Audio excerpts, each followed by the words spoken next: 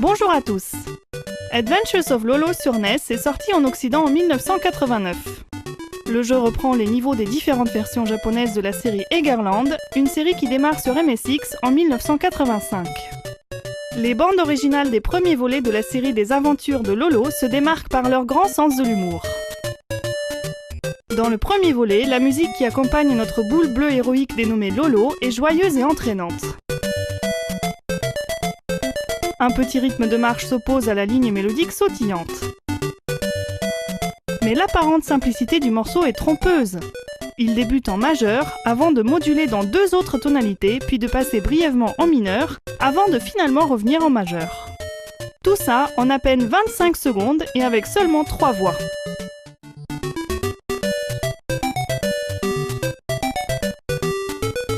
Dans Adventures of Lolo 2, le thème principal du jeu rappelle beaucoup le morceau original, par son rythme ainsi que par le début de la mélodie.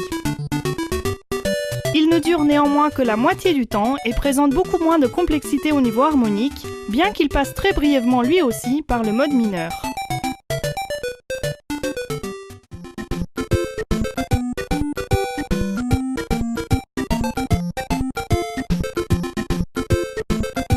Dans Adventures of Lolo 3, en plus de notre rythme de marche et de la mélodie sautillante, on retrouve des modulations et un passage par le mode mineur. Mais contrairement aux deux premiers volets, le thème n'est plus en sol majeur, mais en fa majeur. Le choix d'utiliser un thème musical relativement court et très répétitif, pour un jeu avec des niveaux relativement courts et très répétitifs, peut sembler étonnant. L'explication est néanmoins très simple. Il s'agit d'un jeu de réflexion. Il serait donc dommage de troubler l'esprit du joueur avec une musique trop présente.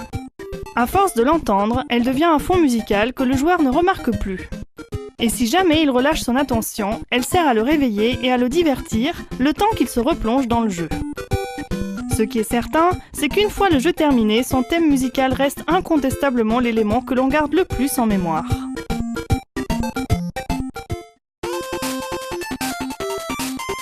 Une évolution très intéressante a lieu dans le quatrième volet de la série Adventures of Lolo sur Game Boy, sorti en 1994 au Japon. La musique y prend une place très importante car il s'agit désormais de débloquer des lignes mélodiques de styles musicaux divers. En effet, une fois chaque niveau terminé, des notes s'ajoutent dans une portée pour former au final une mélodie complète.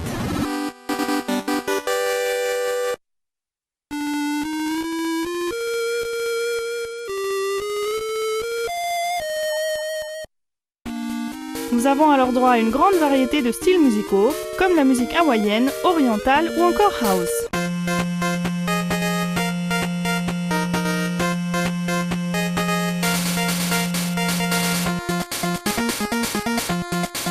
Mais nous retrouvons évidemment aussi notre thème principal, certes altéré mais reconnaissable.